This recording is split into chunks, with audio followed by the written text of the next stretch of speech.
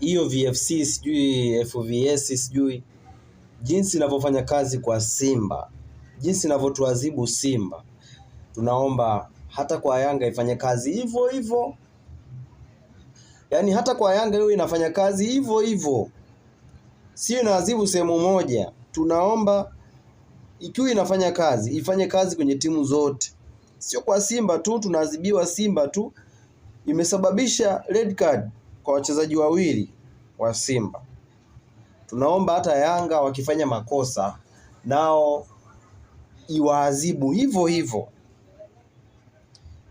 Hatutaki ifanye kazi kwa Simba tu. Isifanye kazi kwa Simba tu, ifanye kazi kwa wote,